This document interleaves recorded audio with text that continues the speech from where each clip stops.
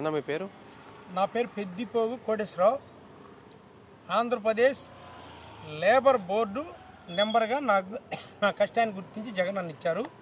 నేను గతంలో 30 సంవత్సరాల నుంచి మాదిగ సంక్షేమ సంఘ స్థాపించి వ్యవస్థాపక అధ్యక్షుడిగా ఈ రాష్ట్రంలో ఈ డప్పు కళాకారులు చర్మ కళాకారుల కోసం పనిచేస్తున్నాను. రైట్.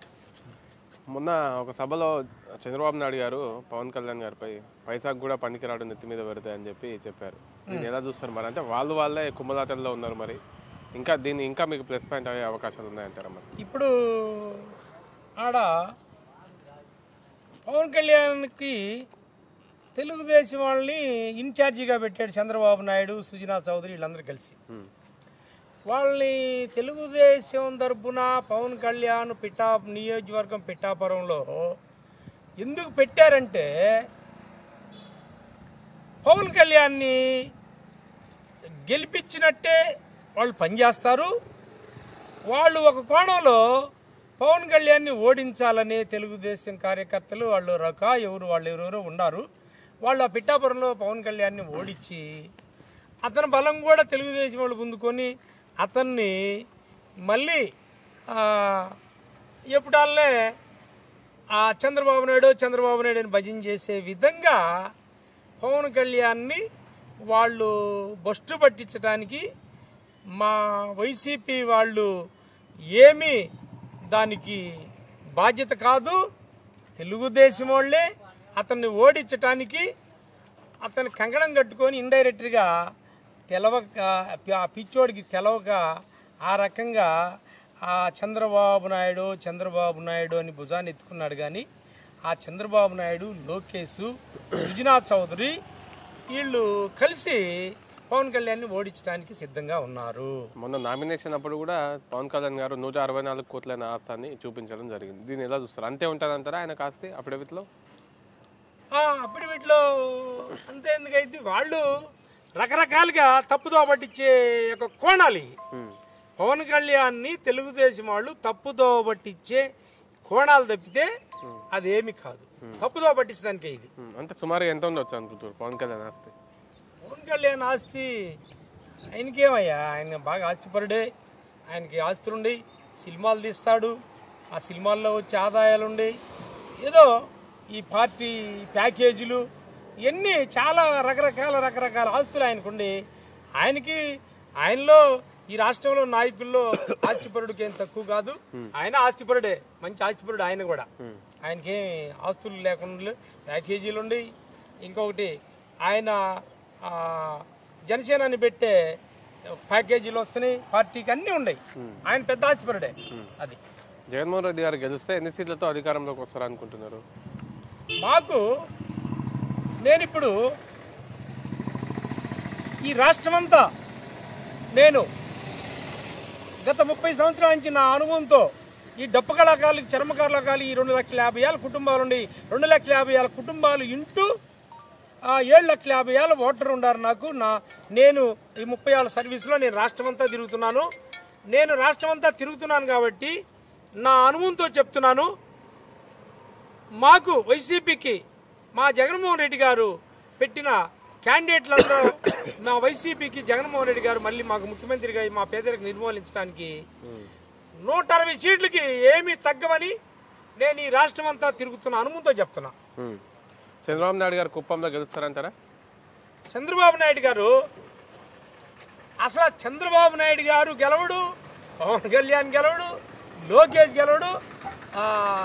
అదే పెద్దోళ్ళు అంటారు చూడు, ఇక దుకాణం బంద్ చేసుకోవటం ఈ దెబ్బతోటి. 2024లో తెలుగుదేశం జనసేన మాకు ఎవరైతే మోడీ గారు మా జగన్ గారిని విమర్శిస్తున్నారో ఆయనకు కూడా ఇబ్బందులు తప్పవు. తెలుగుదేశం జనసేన ఎటు తిరిగి దుకాణం బంద్ చేసుకున్నది. ఆ బీజేపీ కూడా మమ్మల్ని విమర్శించే పని అయితే దానికి కూడా దుకాణం బంద్ చేసుకోవడం తప్పదు. అది మంగళగిరిలో మరి మంగళగిరిలో లోకేష్ ఎక్కడ లోకేష్? ఆ అమ్మాయి సుడిగాలి పర్యటన చేస్తుంది.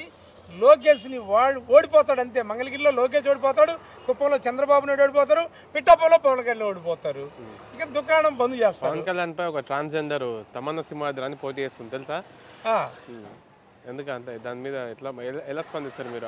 ఆమె పవన్ కళ్యాణ్ గారిపై పోటీ చేస్తుంది ఒక ట్రాన్స్జెండర్, ఒక ఇజ్రా. పవన్ కళ్యాణ్ పోటీ చేస్తుందంటే, ఇప్పుడు ఒక ఎజ్రా పోటీ చేస్తుందంటే మీరు ఇక్కడ పవన్ కళ్యాణ్ ఏందో మీరు ఇక్కడ అర్థం చేసుకోండి. మేము ఇవన్నీ చెప్పేది కాదు.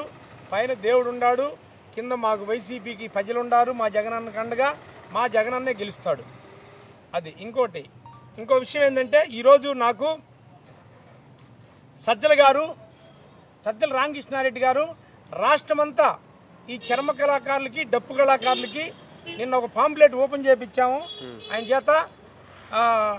ఈ రాష్ట్రమంతా తిరిగి ఈ మీ డప్పు కళాకారులు, చర్మ కళాకారుల కార్యకర్తల్ని మొబిలైజ్ చేసి మన పార్టీని గెలిపించే విధంగా మీరు పనిచేయాలని నిన్ననే సజ్జల రామకృష్ణారెడ్డి గారు నా భుజాన పెద్ద బాధ్యత పెట్టడం జరిగింది. దానికోసం మేము రాష్ట్రమంతా మా కార్యకర్తలతోటి పాంప్లెట్లు మండలానికి బస్సుల్లో పంపిస్తున్నాం. బస్సుల్లో పంపించి ఆ మండల కార్యకర్తలు అక్కడ గ్రామాల్లో ఆ పాంప్లెట్లు పంచి మన డప్పు కళాకారులు, చలమ కళాకారులు ఈరోజు రాష్ట్ర వ్యాప్తంగా 2,50,000 కుటుంబాలు ఉన్నాయి. 2,50,000 కుటుంబానికి 3 ఓట్లు చొప్పున 7,50,000 ఓట్లుండి ఈ 7,50,000 ఓట్లని ఈ 2,50,000 కుటుంబాలు 7,50,000 ఓట్లని మేము జగన్మోహన్ రెడ్డికి ఒక్క ఓటు కూడా మిస్ కాకుండా వేయించి మా జగన్మోహన్ రెడ్డి గారిని గెలిపించుకొని ఈసారి మళ్ళా 24 కూడా ముఖ్యమంత్రి చేసుకొని మా పేదరికం నిర్మూలన చేసేది జగన్మోహన్ రెడ్డే. ఇంకా అంతకన్నా ఎవరొచ్చినా మా పేదరికం 50 సంవత్సరాలు ఇనికిపోయిద్దని.